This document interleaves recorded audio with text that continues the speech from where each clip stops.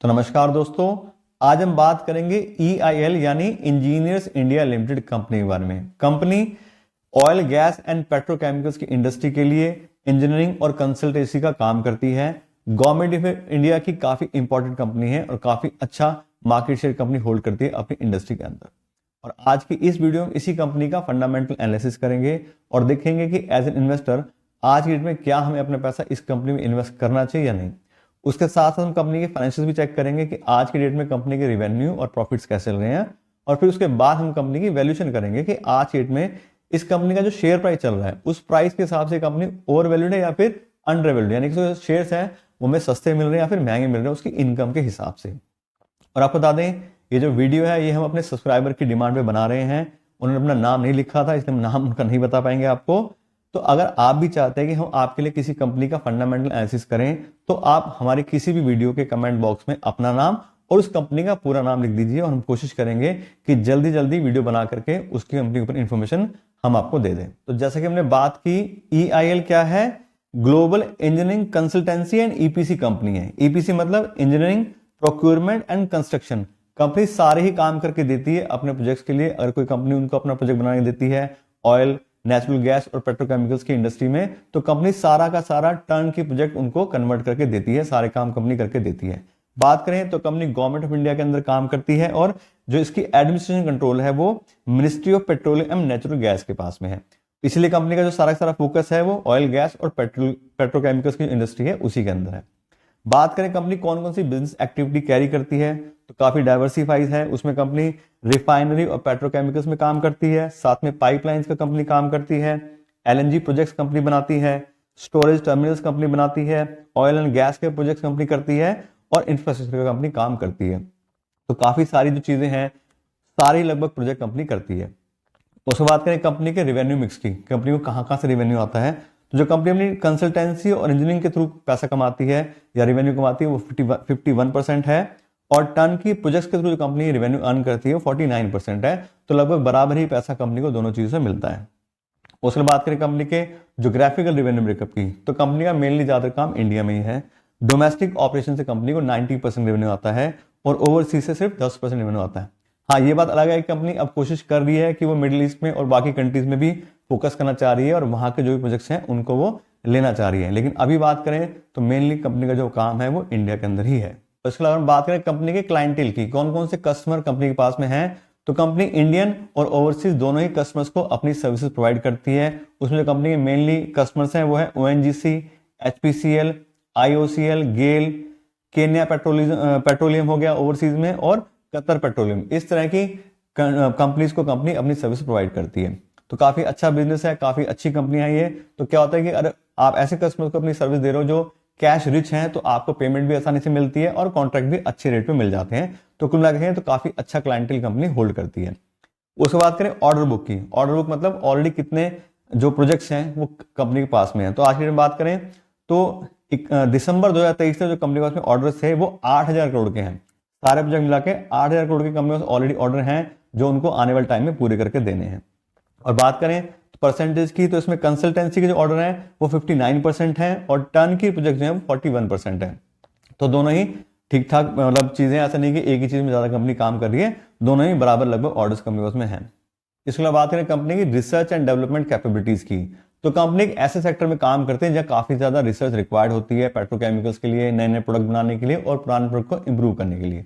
तो इसका कंपनी का जो R&D यूनिट है वो गुरुग्राम हरियाणा के अंदर है और यहाँ पे कंपनी ने 40 से ज्यादा प्रोसेस टेक्नोलॉजी को डेवलप किया है जो उनके पेट्रोकेमिकल्स में और गैस के काम में आते हैं। काफी अच्छे कंपनी ने पेटेंट भी होल्ड करती है। बात करें तो मार्च 2022 तक कंपनी के पास में 33 लाइव पेटेंट्स हैं जो भी चल रहे हैं। उसके अलावा 35 नए पेटेंट एप्लीकेशन कंपनी ने फाइल किए हैं और फाइनेंशियल ईयर 2022 के अंदर ही कंपनी ने 6 नए पेटेंट भी फाइल करें। तो कंपनी काफी अच्छी रिसर्च कर रही है, इसलिए कंपनी अच्छे से पेटेंट अपने नाम पे करवा पा रही है और नई नई एप्लीकेशन भी कर रही है।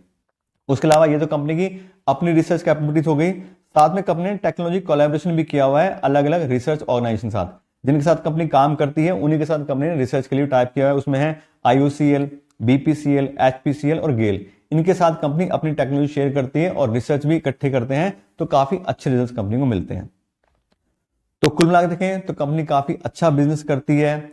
जैसे मैंने बात की, ऑलरेडी काफी अच्छे ऑर्डर्स हैं, गवर्नमेंट ऑफ इंडिया काफी सपोर्ट है और पेटेंट्स भी काफी अच्छी कंपनी होल्ड करती है। और जो आने वाला टाइम है उसमें हमने बात की थी, कंपनी में जो फोकस है वो ओवरसीज मार्केट में बढ़ा रही है, क्योंकि इंडिया में तो काफी अच्छा पहले से चल रहा है, तो ओवरसीज मार्केट में कंपनी काम करेगी तो अच्छे सेल्स और काफी चीजें इंक्रीज कर सकती है। तो कुल मिलाकर बात करें तो बिजनेस वाइज काफी अच्छी कंपनी है, काफी अच्छा बिजनेस कंपनी होल्ड करती है। तो अभी तक तो हमने बात कर ली कंपनी के बिजनेस प्रोफाइल के बारे में और कंपनी की मार्केट पोजीशन के बारे में, लेकिन साथ साथ आपको एक चीज और बता दें, पूरे एशिया के अंदर इंडिया जो है वो सेकंड नंबर पे है चाइना के बाद में रिफाइनरी बिजनेस के अंदर। तो ये जो कंपनी है वो ऑलरेडी काफी अच्छे सेक्टर में काम करती है, क्योंकि रिफाइनरी का बिजनेस काफी अच्छा है इंडिया के अंदर। और साथ साथ बात करें तो ऑयल और गैस ऐसी चीजें हैं जो हर एक इंडस्ट्री में चाहिए होते हैं। तो ये तो हमने देख लिया कंपनी के प्रोफाइल। अब हम बात करते हैं कंपनी के फाइनेंशियल्स के बारे में कि कंपनी के रेवेन्यू और प्रॉफिट्स कैसे चल रहे हैं।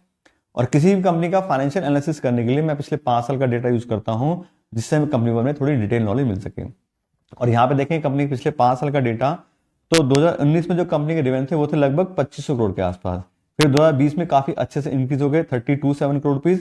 लेकिन फिर बात करें तो 21, 22, 23 इन पिछले 4 सालों में 3000 करोड़ के आसपास ही कंपनी के रेवेन्यू हैं। बहुत ज्यादा ग्रोथ पिछले 4 सालों में कंपनी के रेवेन्यू में नहीं आई है, एक स्टेगनेंट से कंपनी रेवेन्यू है। तो बहुत ज्यादा ग्रोथ कंपनी के रेवेन्यू में नहीं आ रही है, बहुत ज्यादा ऑर्डर्स कंपनी को नहीं मिल रहे हैं।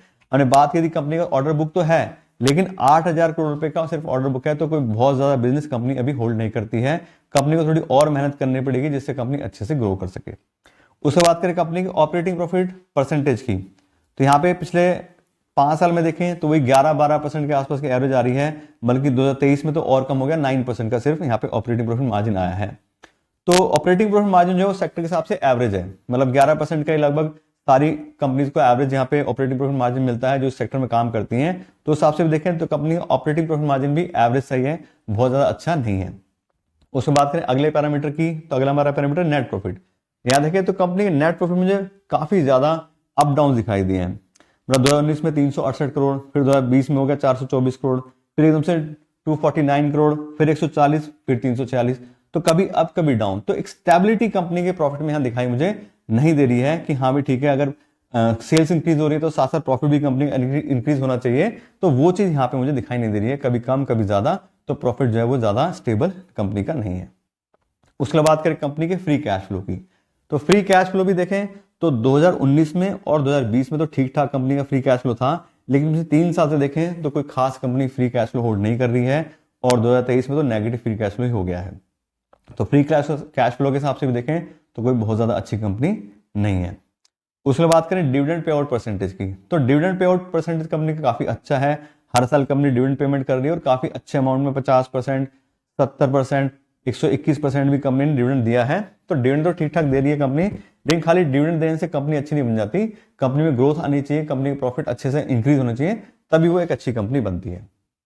उसके बात करें अगले पैरामीटर की, तो अगला हमारा parameter debt by equity ratio. और डेट के साथ देखें तो काफी अच्छी कंपनी है, कोई भी डेट कंपनी बस नहीं है, जीरो डेट वाली कंपनी है। कोई लोन का रीपेमेंट का कोई टेंशन नहीं है, कोई इंटरेस्ट पेमेंट की कोई टेंशन नहीं है। तो डेट के हिसाब से देखें तो काफी पॉजिटिव पॉइंट है, कंपनी कोई भी डेट होल्ड नहीं करती है, क्योंकि कंस्ट्रक्शन का काफी बिजनेस है तो पैसा बहुत ज्यादा लगता है, लेकिन इस कंपनी के पास में कोई भी डेट नहीं है, तो ये काफी पॉजिटिव पॉइंट इस कंपनी का है। उसके बात करें रिटर्न ऑन इक्विटी की, तो last year company return equity आ रहा है 18% का, और 15% उससे ज्यादा किसी कंपनी का अगर रिटर्न इक्विटी होता है तो काफी अच्छा उसको मानते हैं। लेकिन यहाँ देखें तो 18% का रिटर्न लास्ट ईयर का आया, वो सिर्फ इससे आया कि कंपनी का 346 करोड़ का जो लास्ट ईयर का प्रॉफिट आया 2023 में। अब इसको कंपनी मैनेज कर पाती है नहीं कर पाती है, ये बड़ा क्वेश्चन है कि कल को पता लगा फिर अगले साल प्रॉफिट कम हो गया तो आरओई भी कम हो जाएगा। तो आरओई की बात करें तो अभी तो ठीक दिखाई दे रहा है, लेकिन आने वाले टाइम में कंपनी इसको मैनेज करे तभी हम इसको बढ़िया मानेंगे।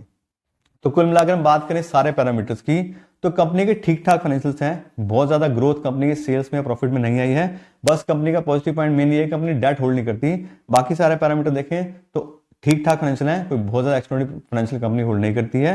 तो बस ठीक है, काम कंपनी अपना चला रही है उस जैसे। और अब हम बात करते हैं कंपनी की वैल्यूएशन के बारे में। और हम जो कंपनी को वैल्यू करते हैं वो हम कंपनी को फ्री कैश फ्लो को वैल्यू करते हैं, कंपनी कितना फ्री कैश फ्लो कमा रही है उसके हिसाब से उसकी कितनी वैल्यू बनती है। और यहाँ पे देखें पिछले 3 साल कंपनी का फ्री कैश फ्लो, तो 2021 में 160 करोड़ रुपए, 2022 में 23 करोड़ रुपए, और 2023 में नेगेटिव गए 147 करोड़ रुपए। अब इसका हम टोटली करें तो पिछले 3 साल के free cash flow totally 36 crore आ रहा है। अब इसको एवरेज निकालने के 3 से डिवाइड करें तो सिर्फ 12 करोड़ की एवरेज आ रही है कंपनी के पिछले 3 साल के फ्री कैश फ्लो की। तो 12 करोड़ तो कुछ भी नहीं है, नीली मान के चलते हैं। तो एक तरीके से कंपनी जो है पिछले 3 साल से कोई भी खास फ्री कैश फ्लो होल्ड नहीं करती है। तो अगर कोई भी company free cash flow hold नहीं करती है, नेगेटिव फ्री कैश फ्लो है, तो उस कंपनी इन्वेस्ट करने का हमारा कोई मतलब बनता ही नहीं। अगर कंपनी कुछ कमाई नहीं रही तो उसको पैसे देने का क्या मतलब है। अब फ्यूचर में क्या होगा क्या नहीं होगा वो सब क्या एक होप है कि हाँ ठीक है कंपनी कल को कमाएगी, फ्री कैश फ्लो होगा, सब चीज होंगी, तुम्हें पैसा मिलेगा। लेकिन पास रिकॉर्ड के साथ देखें तो कंपनी कोई फ्री कैश फ्लो खास होल्ड नहीं करती है, तो फ्री कैश फ्लो के हिसाब से कंपनी कोई वैल्यू ही नहीं बनती है। अब बात करें करंट शेयर प्राइस की, तो 221 रुपए के करंट शेयर प्राइस पे कंपनी का जो शेयर प्राइस है वो ट्रेड कर रहा है। लेकिन बात वही है कि ये सिर्फ प्राइस है कंपनी का, लेकिन हम जिस पे उसको वैल्यूएशन कर रहे हैं उस हिसाब से कंपनी का कोई खास प्राइस हमें मिल नहीं रहा कि हम किस पे इसको वैल्यूएशन करें। तो सब देखें तो हाईली ओवर वैल्यूड कंपनी है, और मेरे हिसाब से तो कोई इन्वेस्टमेंट पॉइंट बनता नहीं है और कोई company free cash flow hold नहीं करती है। दूसरा, अगर आपने ऑलरेडी इन्वेस्ट किया हुआ है तो आप देख रहे हो कि बहुत ज्यादा कंपनी में ग्रोथ भी नहीं आ रही है। आने वाले टाइम में ऐसा कुछ नहीं है कि ऑयल की इंडस्ट्री में बहुत ज्यादा कुछ हो जाएगा एकदम से, बहुत ज्यादा सेल्स या कंपनी का जो इंक्रीज होगा, ऑर्डर्स भी कंपनी में बहुत ज्यादा नहीं है। तो अगर आपने ऑलरेडी अपना पैसा इन्वेस्ट किया है तो आपको थोड़ा बहुत प्रॉफिट लेके अगर थोड़ा बहुत पैसा निकालना चाहते हो तो उसके लिए भी देख सकते हो, और इन्वेस्टमेंट करने का तो कोई मतलब है ही नहीं। तो मुझे तो उस हिसाब से देखें तो फाइनेंशियली कुछ खास कंपनी दिखाई नहीं दे रही है। आपको जो बातें थी वो कंपनी वाले बता दी, फिर भी आपका अपना डिसीजन है कि आप और अच्छे से डिसाइड कीजिए आपको कंपनी में इन्वेस्ट करना है नहीं करना है, या अगर इन्वेस्टेड हैं तो आपको इन्वेस्टेड रहना है या उसमें से एग्जिट करना है। कंपनी के बारे में फिर भी आपको डिटेल नॉलेज दे दी है, अपना पॉइंट ऑफ व्यू बता दिया है, बाकी आप अपने हिसाब से सोच समझ के डिसीजन लीजिए। और आज के लिए हम इस वीडियो के लिए इतने रखते हैं। Thank you so much.